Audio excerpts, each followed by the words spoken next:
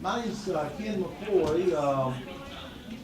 Got to know Brother Sexton, I don't know, 6 or 8 months ago, and learned to love him in Crown College. And they asked me to come down, and I did some training for the staff, and then they asked me to come back and to speak here at the Friendship Conference. So it's a real honor for me to be here.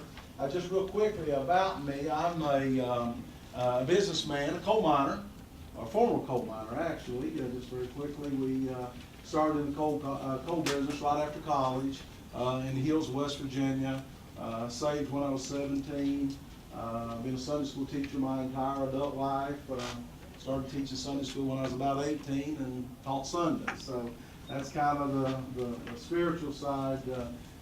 Been living for the Lord and love Him dearly, and just a great privilege to get to serve Him and to teach. On the professional side, we started out as an hourly worker and worked our way up through the ranks of management. In 2005, we were managing the largest mining complex in the United States down in Alabama. We left that to go in business for ourselves, myself and several other people, 4 other guys, and we started our own coal company, hoping to grow it to a coal, 1 or 2 coal mines, and the Lord just blessed abundantly. We grew it to a very large coal company, and then in 2009 we sold the company, and I was vice president of operations, and so we sold the company. And I stayed on for about a year to make sure things were going well. The company's doing very well now. And it allowed me to go out and go full-time doing what my passion is, and that is to really try to help God's people.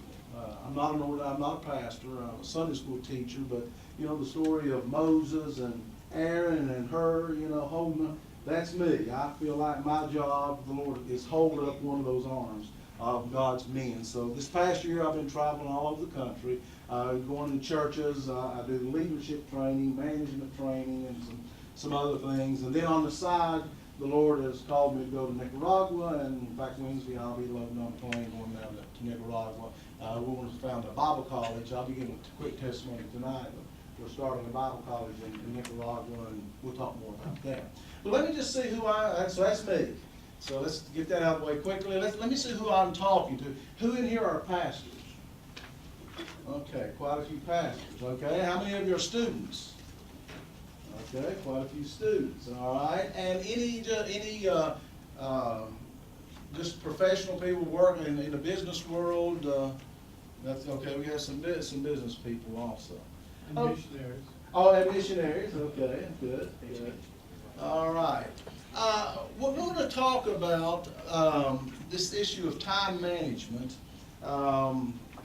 because it's so essential. I did this for a couple folks, and they said, "Wow, I didn't know. Pastors didn't know that hadn't been trained in that area," and so they asked me to do that several other times. So actually, I could do it almost full time if I chose to. But I want to talk to you today and tomorrow. We won't get finished today. We finish up at, is it 12:15 we finish? And we will finish right on schedule, but we want to pick it back up tomorrow at the same time, the same place, and you'll get the second half of this presentation. We can't get it all in. We want to talk about, though, how to manage your time. Now, the truth is you don't manage time, as you know. You manage your behavior. You don't manage time. Time just tick, tick, tick. But you do manage your behavior. So what I want to talk about very quickly, and we are on a tight schedule here, I want to talk to you about the value of time, the importance of staying focused, and the time matrix. That's all we'll get to today. But then we'll talk more about delegation and decision making tomorrow. So let's talk about the value of time. In order to fully appreciate something and to use it wisely, the first step that you want to do is understand how important it is or how valuable it is.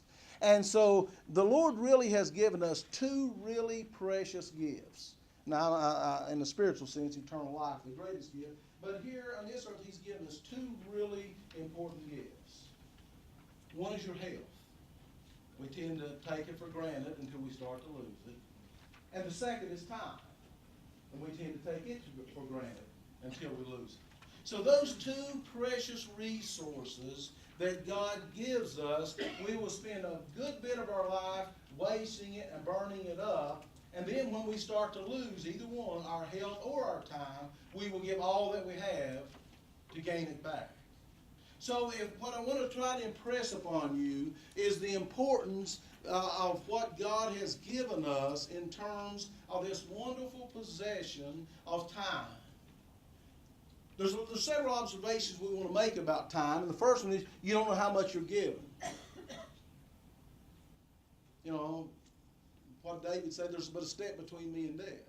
You don't know how much time that you have. You only really know you have today. Yesterday's gone, no promise of tomorrow. So you only have today. And so because you have today, you want to value it and use it as prudently and as wisely as you possibly can. That's what God has called us to do. The other thing about time is it's depleted faster than you think. Can I get an amen from a gray-haired fella in here? It's depleted. It's amazing. As I would go to meetings, I think Pastor mentioned this morning, I can remember being in management meetings, being the youngest guy in the room. And when I retired, I was one of the senior statesmen. It is unbelievable how quickly time passes and goes on. And it's to that end, that's why I retired. I had a great job, making lots of money and good position and all that. But I actually got a calculator out. I was 58 years old, and I got my calculator, and 70. And I know many get more than that, and some get less, but that's the number the Bible uses. So I actually took my calculator out, and I said, 70. I'm 58. That's, I added it up, and I had like 4,200 days. And I said, now here I am working, and I'm making money, and life's good, and I can buy lots of trinkets and toys, but life is fleeting.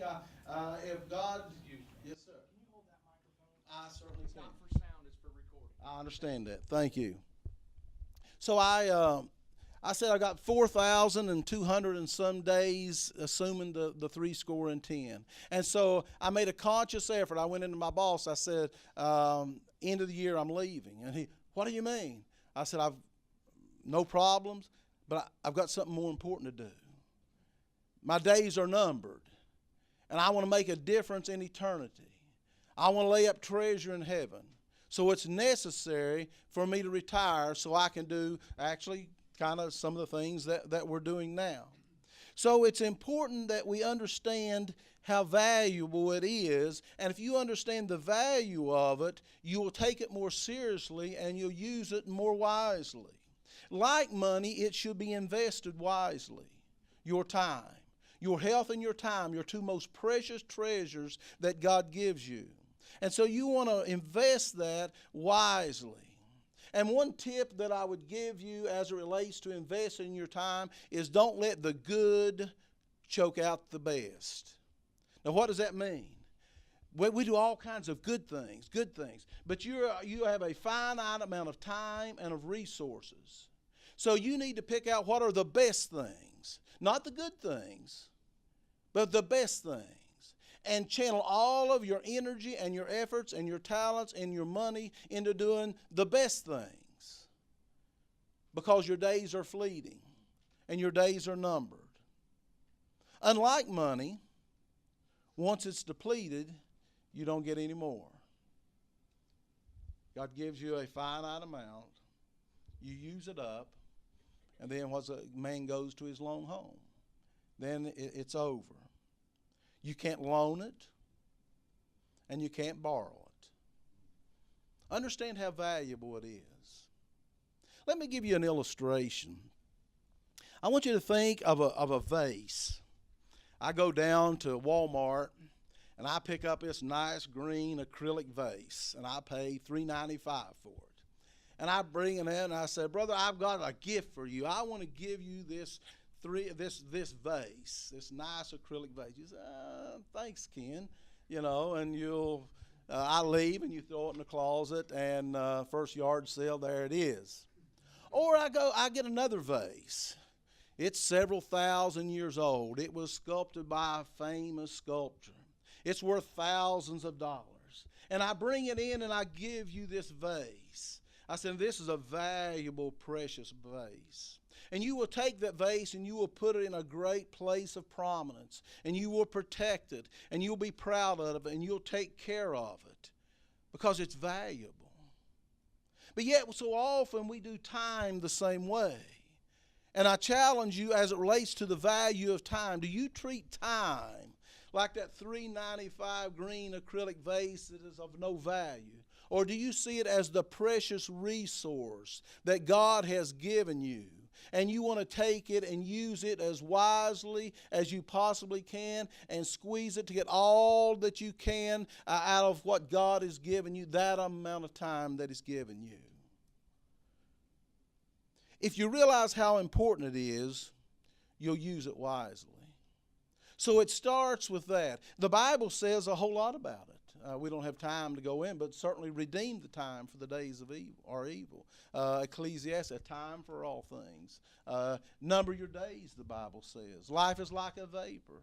And you could go on in terms of the Lord knows time is important.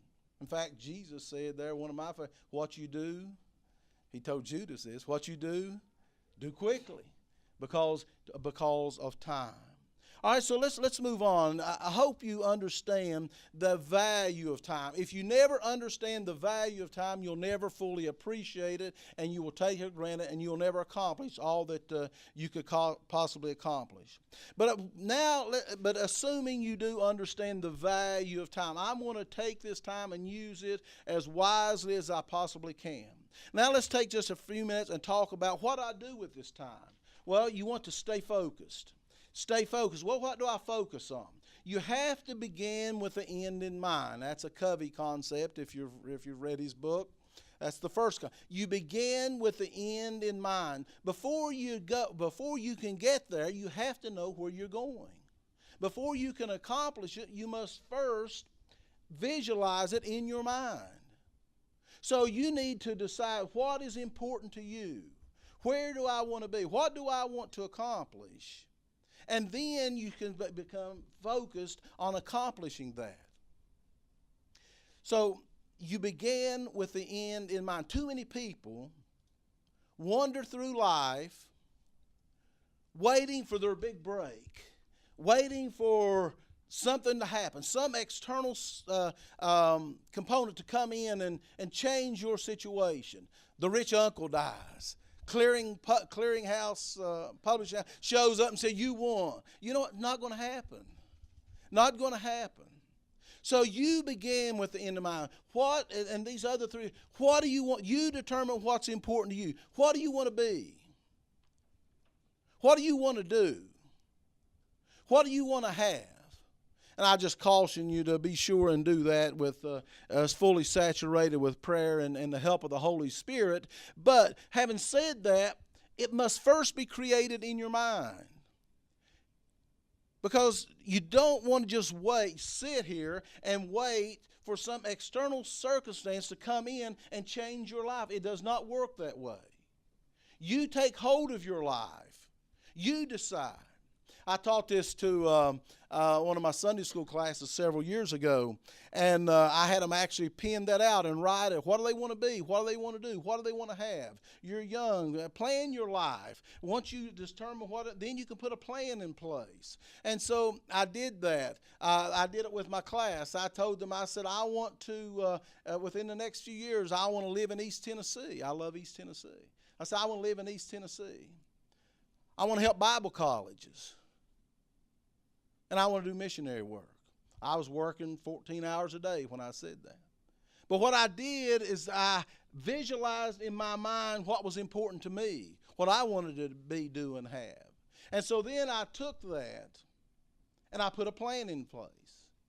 And now here that I did that probably 4 years ago. You know what I'm doing now? You know where I live? I live in East Tennessee. I'm here at Crown College today.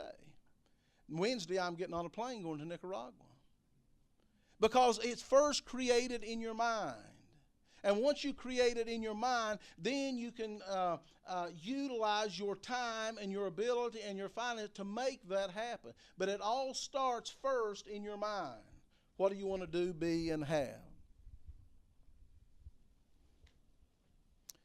And then once you've done that, you actually, it goes with a vision. And then from a vision, it becomes a plan, a goal. From a vision to goals. I mean, concrete goals. And then from goals to a plan. A vision to goals to a plan. So many people don't have no plan for their life. You have no plan. You're just muddling through, and whatever happens, happens. But have that vision, identify some goals, create a plan. All right, once you've created this plan, then you maintain a list of priorities to do to help realize that plan. At one time, I was, as I said, I managed the largest underground mining complex in the United States. Thank you. And I mean, it was huge. It was an underground mine. You could go underground and you could travel 10 miles underground in 2 or 3 different directions. 10 miles. You're familiar with these Hummers? We had 56 Hummers underground, just to give you the order of magnitude, that we drove underground 1,100 feet under the earth, and we pumped out 18 million gallons of water a day, was mining under a river, and we liberated 13 million cubic feet of methane a day. My point being, it was a constant state of emergency. I would show up at 6:30 in the morning. It was this problem and that problem, this problem, and I'd leave 6:30, 7 o'clock at night, and we're still fighting problems, and I was the general manager. And I did that for a while, and I stepped back and I said, well, wait a minute, I'm not managing this place. It's managing me. All I'm doing is reacting. So I sat down and I put me a list of priorities together. This is what a good general manager do. You know, he'd know about his safety, his violations, his maintenance program, and, you know, and several other communications program and relationship with his people. I had a list of about 15 right there, and I put it in my top drawer. And what I would do is every morning as I was looking for an eraser or a pencil or a paper, I'd open up, and right there looking at me was my list of priorities. And so what I would then do is force time, wait for a minute, stay late, come in early. I'd say, man, it's been 2 weeks. I've not worked on that. And I would make a conscious effort to work on my priorities. Because if you don't do that, everyone else will dictate your priorities to you. So maintain you a list in terms of managing your time, manage your efforts, maintain this list of priorities and a to-do list, and review it often. Otherwise, you'll let other people dictate your agenda. Everybody has good ideas what you should do and what you should spend and where you should go and all that. But if you're not careful, you will just be kind of like one of those marionette puppets. You know, there's somebody else is pulling the strings and you're doing the dancing.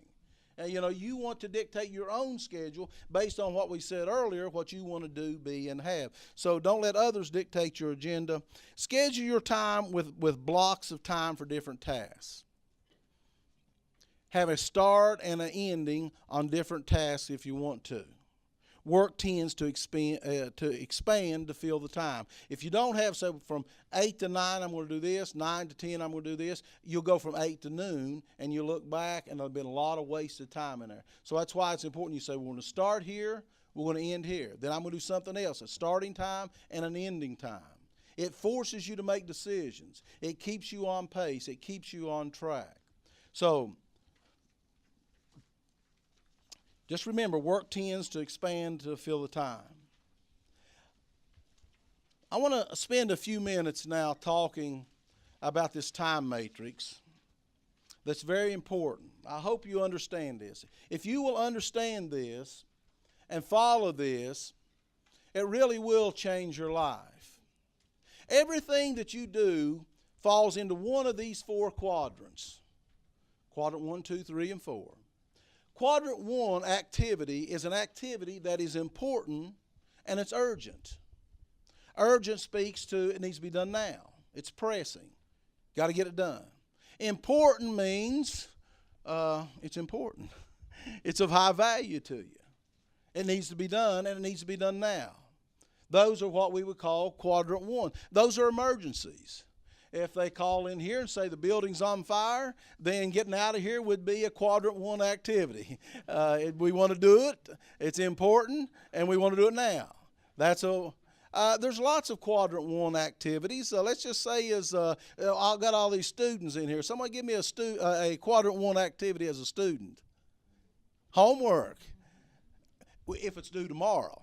If it's due next week, it's not. If it's due tomorrow, now it's a quadrant 1. How about the test? Got a test in the morning. You preachers, how about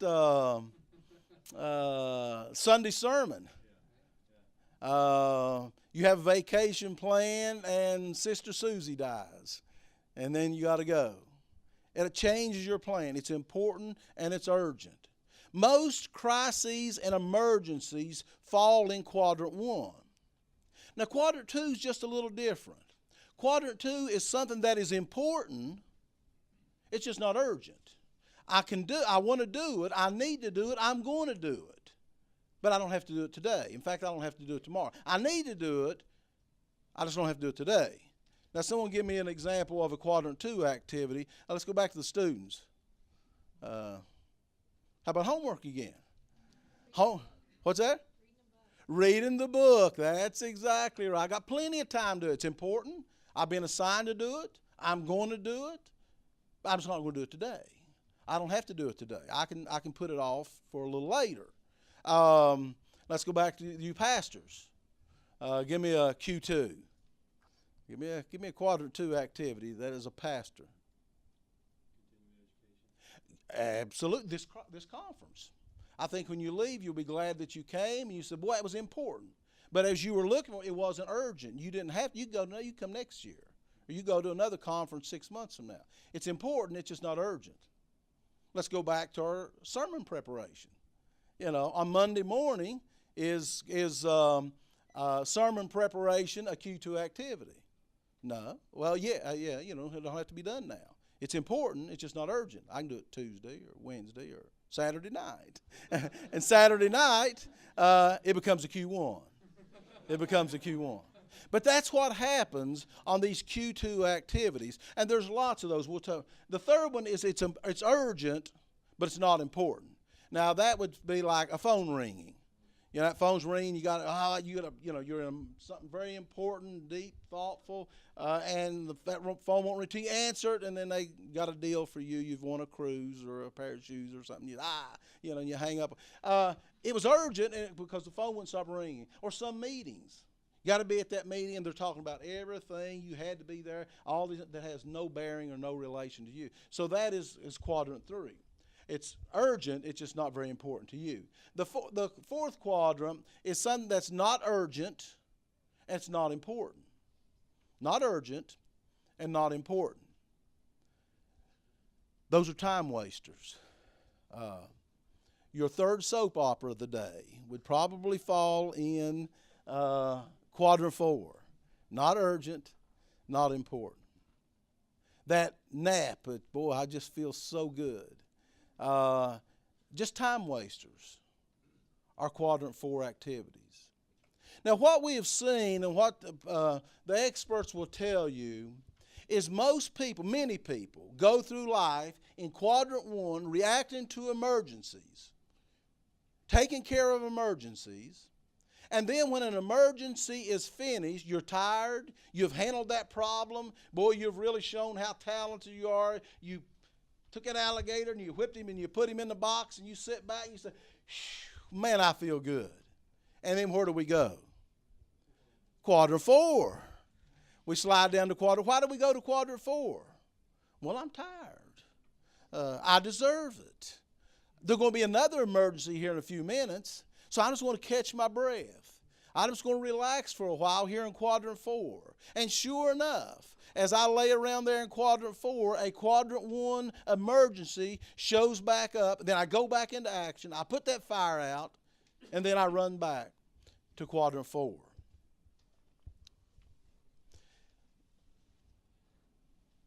Years ago, they did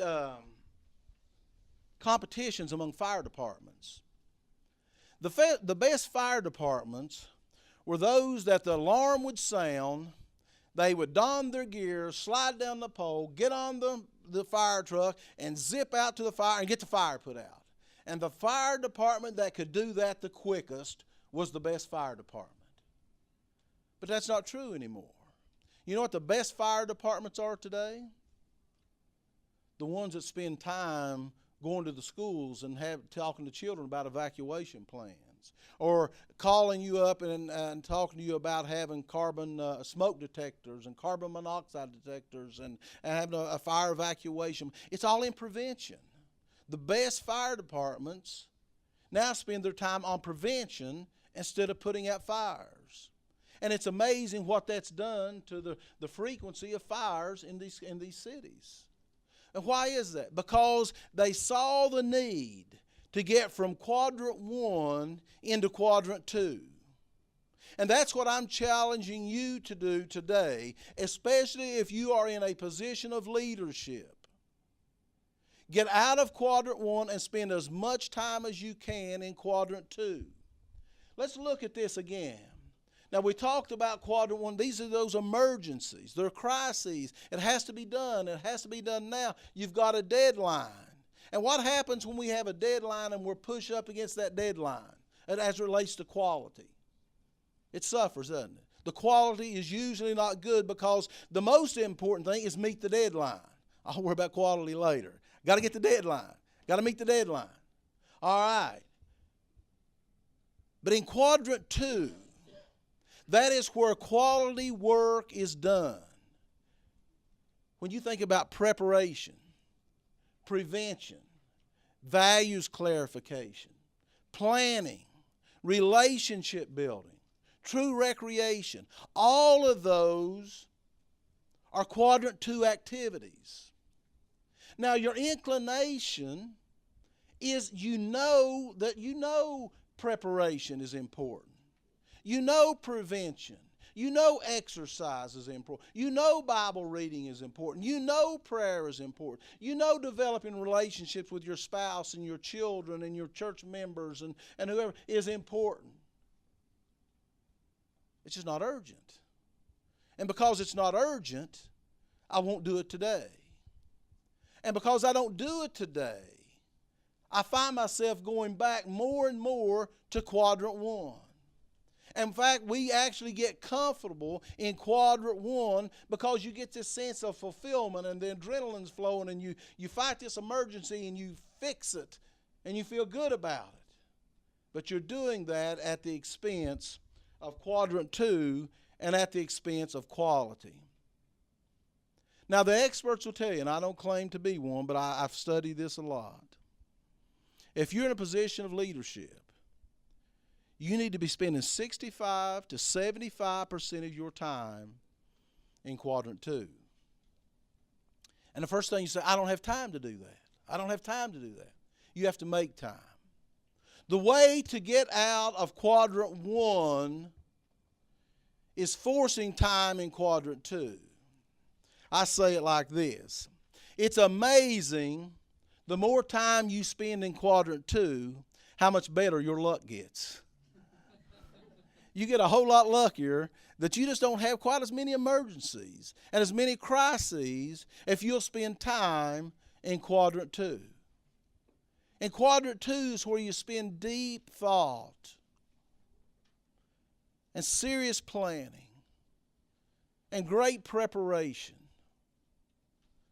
And you know, the more you're prepared, the more you plan, the better things go. But our inclination is because it's not urgent, we often do not have the self-discipline to get off the couch, get in the study, and do the quadrant 2 activity. And we always rationalize it with ourselves, I'm going to do it, but just not today. But you show me a productive person. And we talk about some of these great preachers of old, and you hear and you think about, you see men that were in quadrant 2.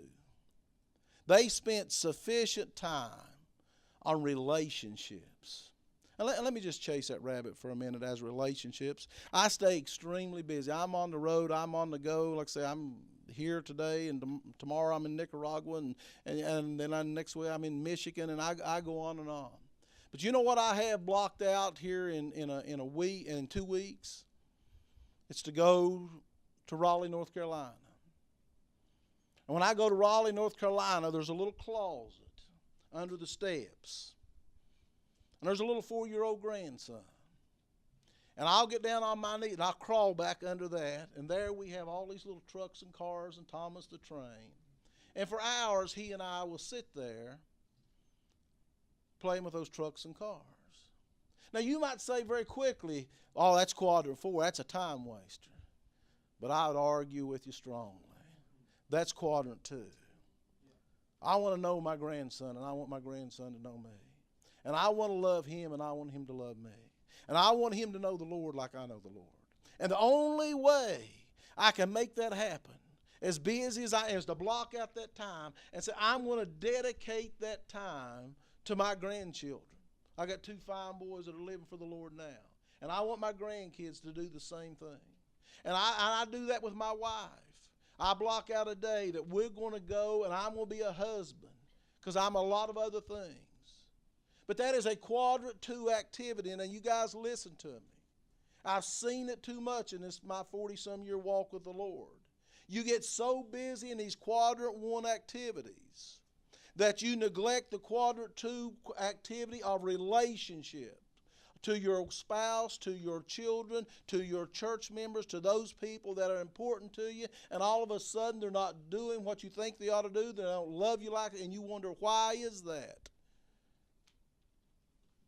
Because you didn't spend sufficient time in quadrant 2. Purpose in your heart that you're going to commit time to quadrant 2.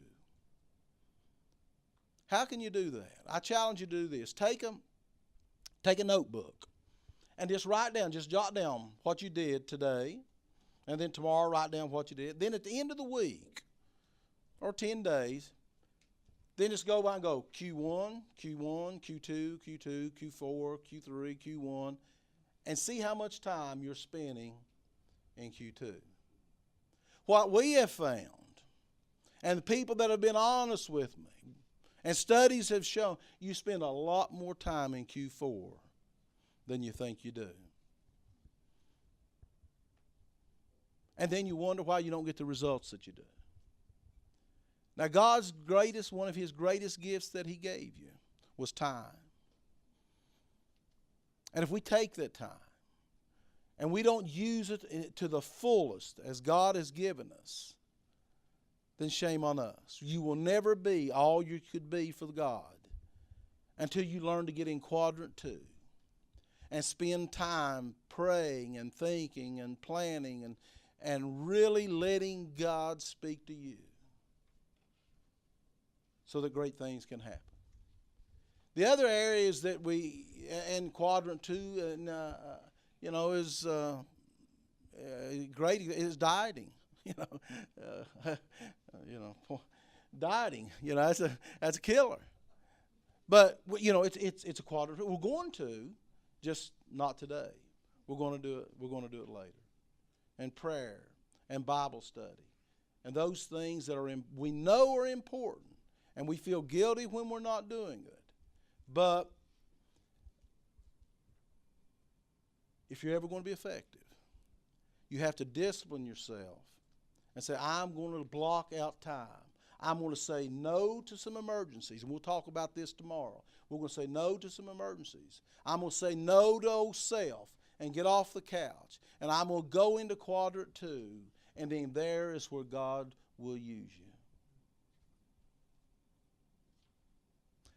I've taught this a number of times all across the country.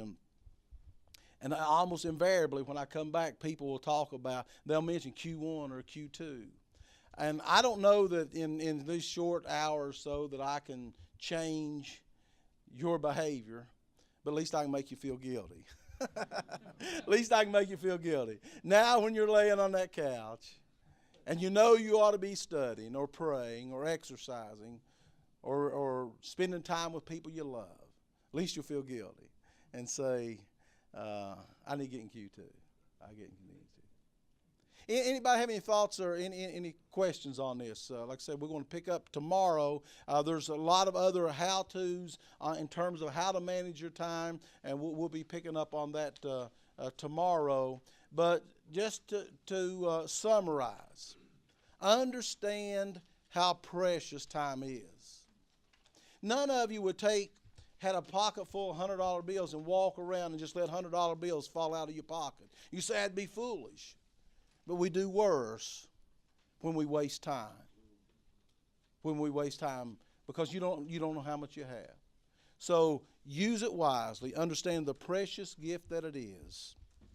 Stay focused and concentrate on I'm going to arrange my schedule so I can spend sufficient time in quadrant 2. And again, if you're in a leadership position, it ought to be 65, 70% of your time, and more if you can. More if you can. So you can really be effective for God.